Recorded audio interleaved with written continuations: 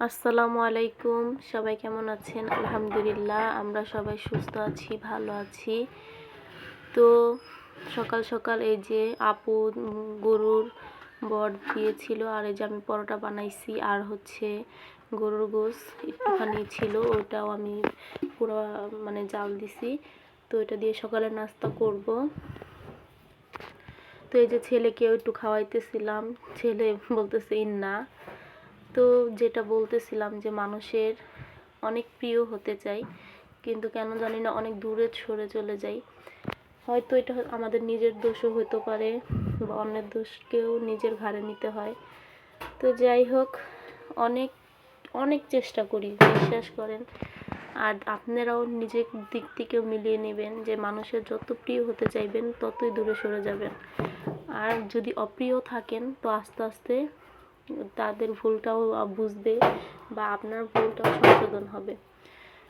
তো যেহেতু বাড়ির বউ, তো তেমন কিছুই বলা যাবে না, সব কিছু নিজেকেই সহ্য করতে হবে, এটাই বাস্তবতা। তো যাই হোক, দিন শেষে একটা কথাই বলবো যে আমার মনে হয় বাড়ির বড় বউদের উপরে দায়িত্বটাও বেশি, আবার তাদের কথাটাও শুনতে হয় বেশি, তাদের ভুলটাও বেশি হয়।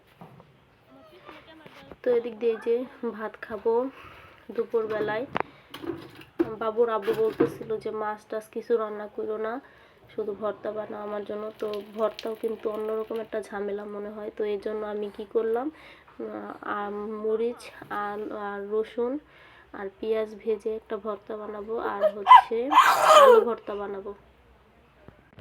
তো এদিক দিয়ে আমরা খাবার শুরু করে দিলাম। বাবুর আব্বু খাইতেছিল, আর আমার মেয়ে ঢাকায় গেছে আমার শ্বশুর শাশুড়ির ননদেদের সাথে।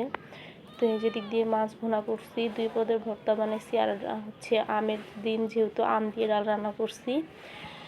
তো কে কীরকম সিম্পল খাবার পছন্দ করেন অবশ্যই জানাবেন, আর কার কার সাথে এমনটা হয় অবশ্যই জানাবেন। তো সবাই সুস্থ থাকবেন, ভালো থাকবেন। আসসালামু আলাইকুম সবাইকে।